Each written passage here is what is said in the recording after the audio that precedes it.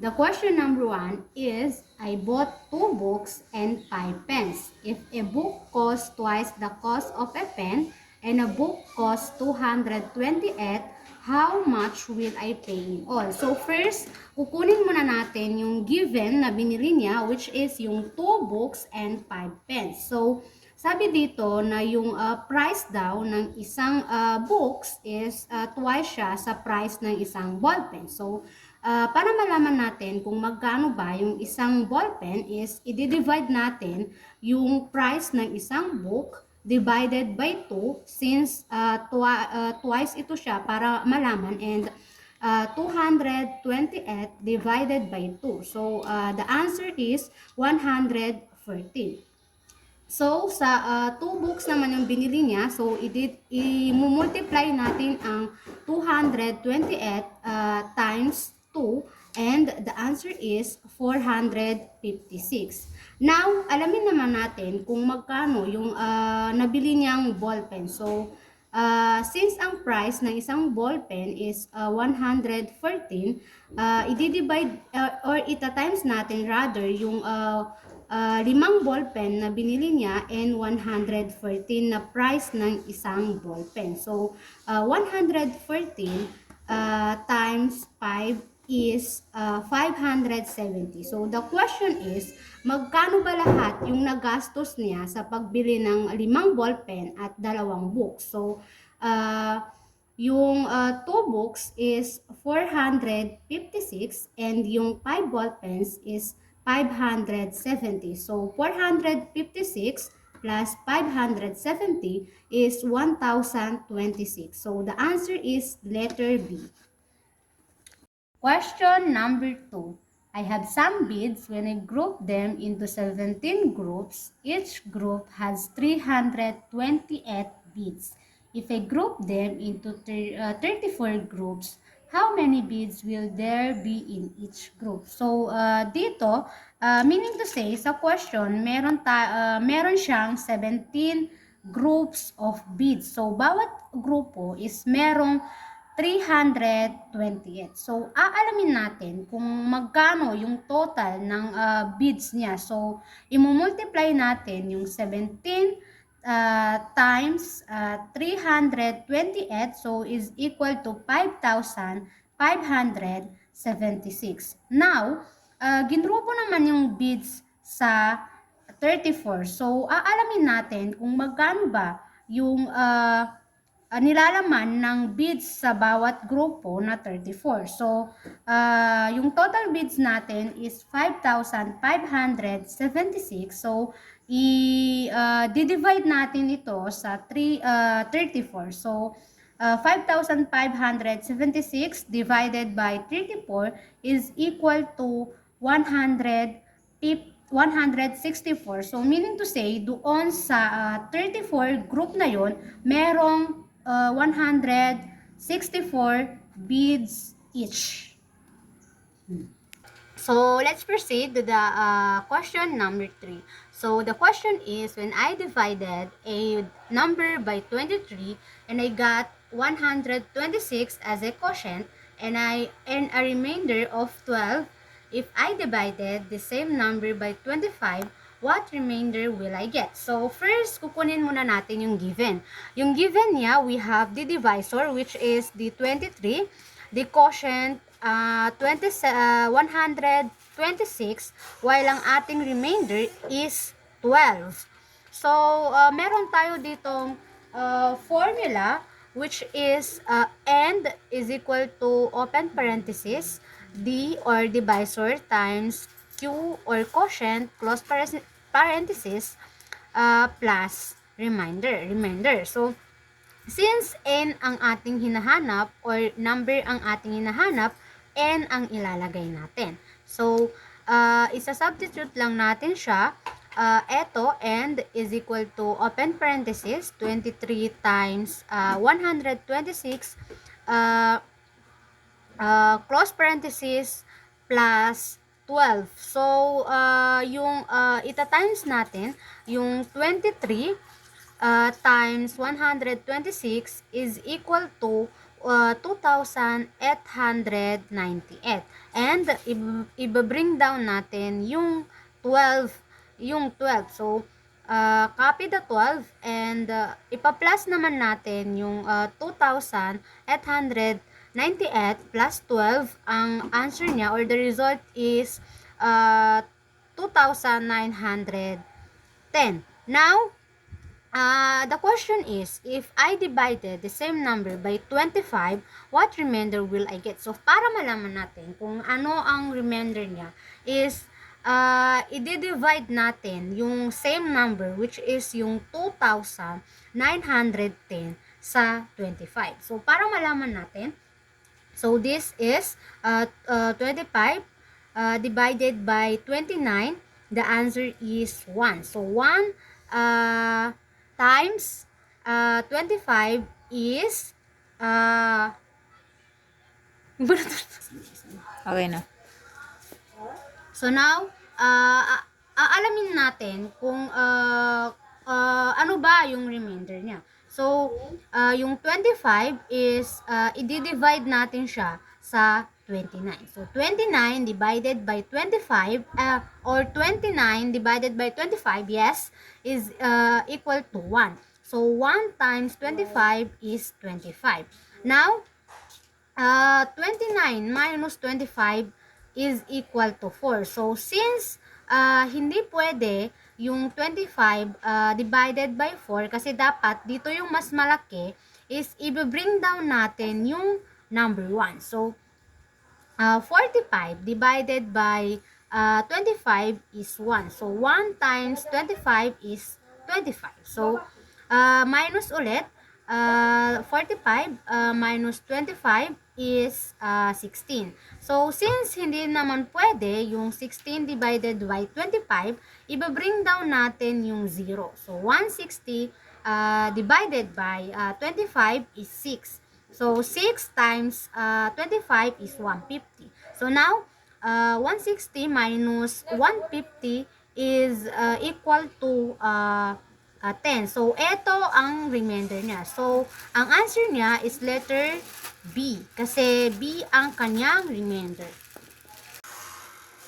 The question is, Ezel has twice as much savings as Maribeth.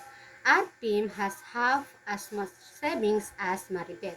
If the total savings of the three girls amounted to 9,982, how much savings has Maribeth? So, dito, eto, merong savings si Maribeth na 1.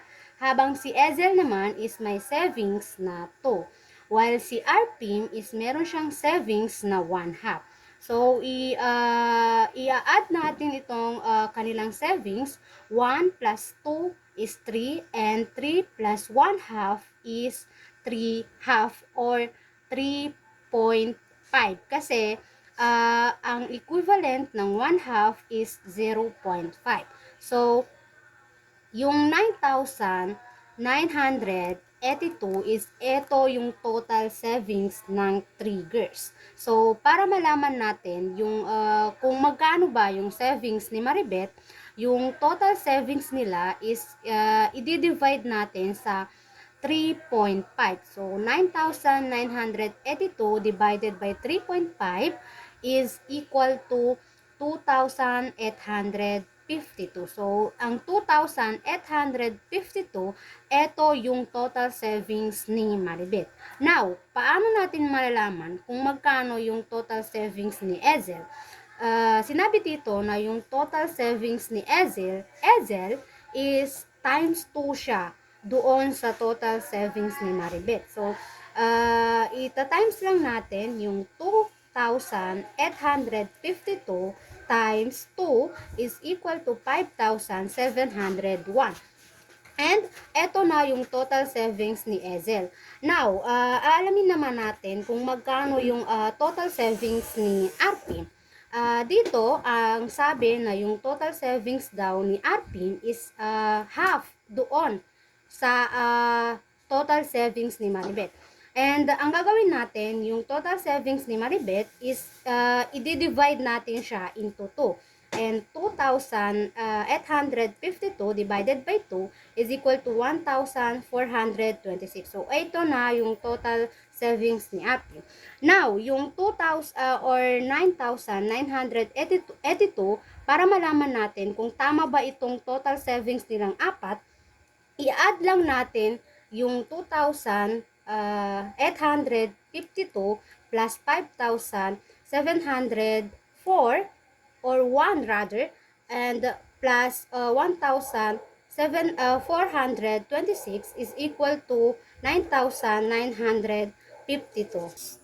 Let's proceed to the question number 5. So, question number 5 is, Anthony has 5 times as many cards as Juan. So, after Anthony lost 29 cards to Juan in a game and gave away at 58 cards to other friends, they have the same number cards left. So, how many cards does Anthony have originally? So, eto yung mga choices. So, para malaman natin kung saan dyan yung tamang sagot, so, kukunin muna natin yung given. So, eto yung kay Anthony. 5 times as many cards as Juan.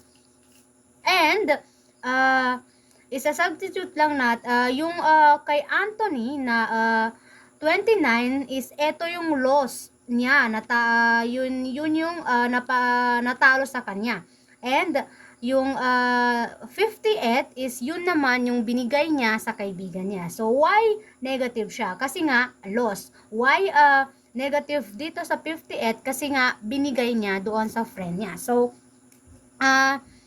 isa-substitute lang natin siya. So, sa mathematics, negative plus negative is magiging positive siya. So, i-add natin itong 29 plus 58. So, A is equal to 87. So, yung kay Juan naman is plus 29 siya kasi yung 29 is ito yung napanalunan niya kay Anthony. Okay.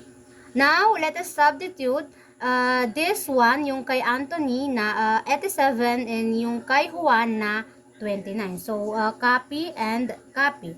And now, kukunin naman natin yung meron kay Anthony na 5J. And yung 87. And copy din yung kay Juan na 29.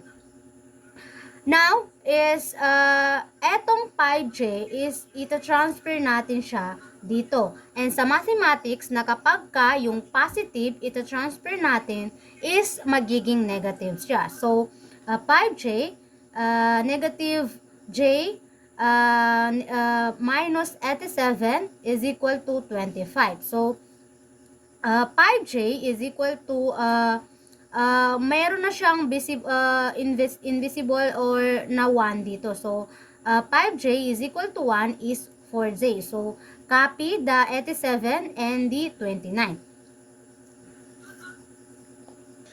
Now, since na-solve na natin yung 5J minus 1 is eto na siya. So, 4J minus 87. So, dito, same sa ginawa natin kanina na step is ita-transfer natin yung 87 dito sa 29. So, katulad ng sabi ko kanina na if magta-transfer tayo ng number, mababago yung kanyang sign. Kung positive siya dito, magiging negative siya dito. So, since negative siya dito, kapag tin-transfer natin dito is magiging positive siya. So, isa-solve na natin. 4J, copy lang natin yung 4J and yung 29 plus 87 is 116. Now, yung 116, i-divide naman natin yung 4J sa sarili niya. So, 4J, eto, 4J divided by 4 and 116 divided by 4. So, isa-solve muna natin yung first yung 4J divided by 4. So, magiging 1 siya. So, meron na siyang invisible na 1 dito. So, J lang yung ilalagay natin. And, dito naman tayo sa 116 divided by 4 is magiging 29 siya. So, para malaman natin yung original cards na meron si Anthony is A, which is represent the name of the Anthony, and yung 5 na meron kay Anthony, and yung result na yung 29, ita-times lang natin yung 5 times 29, so ang equal niya is 145. So meaning to say, yung answer dito is letter D, which is 145.